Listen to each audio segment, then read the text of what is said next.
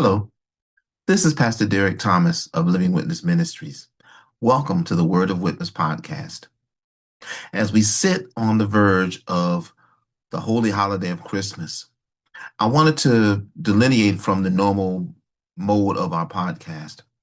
We spent a lot of time this year, friends, talking about political issues and talking about social issues that have been very, very heavy. And what I want to talk about today is something much lighter with an equally as important purpose. And that's the reason for this season. If I had to title this particular episode, I'd have to hearken back to, believe it or not, a video that my brother did over 35 years ago when he was a kid. And the name of the video is actually the name of our podcast this week, What Christmas Means to Me.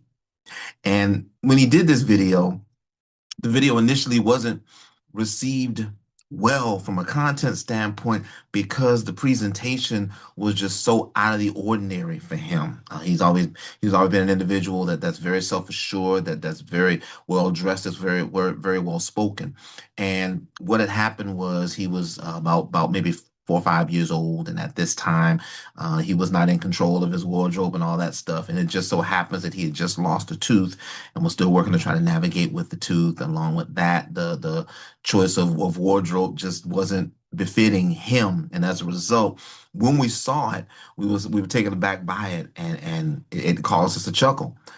And initially, the chuckle kept us from receiving the message. But what happened is that when we got past the package and listened to the content of what was being said, it made all the difference in the world, because what he was saying was that what Christmas means to him was not the presents. It wasn't the stuff under the tree. It wasn't all the superficial things that so often we take for granted. What Christmas meant to him was the true essence of God's love for us. What Christmas meant to him, even at 5 years old, 6 years old, what Christmas meant to him is so desperately what God desires Christmas to mean to each and every one of us. And that's love. Love and the willingness to truly give by sharing. God desires us to share everything just as he shared everything. John 3:16 says that God so loved the world that he gave his only begotten son. The simple sentence, I say it all the time to my parishioners: for God so loved the world that he gave, period. And what God is looking for from you and I is for us to get less and less caught up in the mode of presentation, and more getting caught up in what Christmas truly means to us. We know that the Catholic Church, and give or take about the fourth century, set the date of December 25th for the birth of the Christ child. No one knows the actual date. The theologians have been arguing about this for decades. Some believe that it was the spring or the fall, given the region and the fact that the shepherds were watching their flocks by night. The weather wasn't conducive for it to be what will be the equivalent of a winter month now. Now, while we could get caught up in all that and really shut it all down by saying with God, nothing is impossible, the point that's being made here, friends, is that we need to function less and less in the lane that the world functions in, which is the very tangible lane, the very natural lane, the what have you done for me lately lane. And instead, get back to the basics of what the season truly means to us. But more importantly, get back to the reality of what Christ and his love truly means to us. Because when we really stop and think about what Jesus did for us, and when we really stop and think about what God did for us because he loves us, it should get us not focusing on any method of presentation that comes to draw our attention, be it with awe because it's so put together, be it with laughter because it seems to be so out of place, be it with fear because it seems to be so ominous. Whatever the case may be, those feelings are temporal and they go away. But the love that God has for you and I, that same love that he asks us to share with our brothers and sisters, He lets us know in the word that we're to love one another, even as Christ loves us. He lets us know in the word that we're to do unto others as we would have them do unto us. No one in their right mind would ever do anything to willfully hurt themselves. And what God is saying is that because I set the standard and I set the bar by sending my son to give you the opportunity to live more abundantly, and have access to the inheritance that was really yours to begin with. God is saying to us that I love you so much that I'm willing to initiate the giving, not because it's deserved, but because of the value and esteem that you're held in by me. That's called agape love in the Greek. And what that is in plain English, friends, is that's a love that transcends man's natural comprehension and is rooted not in emotions, but is rooted in choice. Is making the conscious decision that no matter what it costs me, I'm going to make sure that the person that I'm choosing to love gets the very best of everything. Doesn't matter what they did. Doesn't matter if they've earned it or not. What matters is that I've made the arbitrary choice. Friends, what Christmas means to me is it's a time of reflection and celebration and knowing that God had me on his mind so tough that he chose to look at me in the midst of my mess, to look at me in the midst of my mess ups, and to find a message in the midst of all that. And make the choice to send his son to die that I might have the right to be called his son and I might have the opportunity to be used by him to share this gospel message so that others might find him. Friends, when we start thinking about just what we have, when we realize that we have God's heart, that makes every day Christmas Day. Because that lets me know no matter how bad I mess up, not that I'm going out to willfully mess up, no matter how bad I mess up, I have a God that loves me enough to have already made provision for my mess up, provided I repent by saying, God, I'm sorry. Forgive me for taking your love for granted. Forgive me for taking you for granted. Guide and direct me to do better and to be better.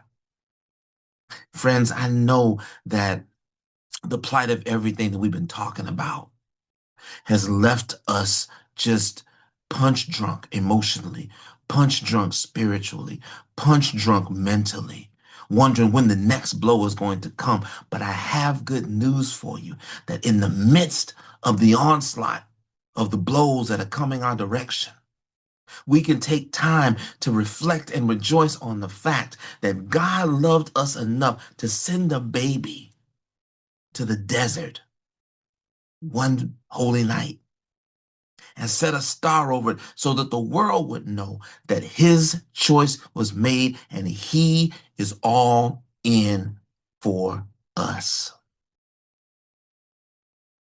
My brother had it right. What Christmas means to me, and what I pray Christmas means to you, is establishing and maintaining that relationship with Jesus Christ. It's not about the number of presents you have under the tree. It's about the depth of love that you have for him in your heart. It's not about how many presents that you amassed from how many houses you went to. It's about how many people you share the good news with every single day. Whether we believe it or not, time is moving faster than it's ever moved before. And time truly is winding up. And with this gift and with understanding what Christmas truly means to me, I want to make this appeal to you and give you the very best gift that I can give you. The word says that if you confess with your mouth that Jesus Christ is Lord and believe in your heart that God raised him from the dead, that you shall be saved. And my hope and my prayer is that you will take the time to truly reflect, just as I have, and ask yourself, what does Christmas really mean to me? Never mind the presents. What does Christmas at the heart level really mean to me? Be sincere when you ask yourself that question. Lay aside the trappings that seemingly come, because the one thing I've learned about natural gifts is that natural gifts, the newness wears off quickly, which means the attention that you give them wears off equally as quickly. But when you find the perfect gift for someone, or when you receive the perfect gift, you're in awe because it's the exact color you wanted, the exact size you wanted, the exact style you wanted. It's everything you wanted. It holds your attention longer. And every time you look at it, it's a reminder that the individual that gave you the gift loved you enough to have you on their mind. But more importantly, to have your desires and your needs on their mind. That's what God is to us. He constantly has us on his mind.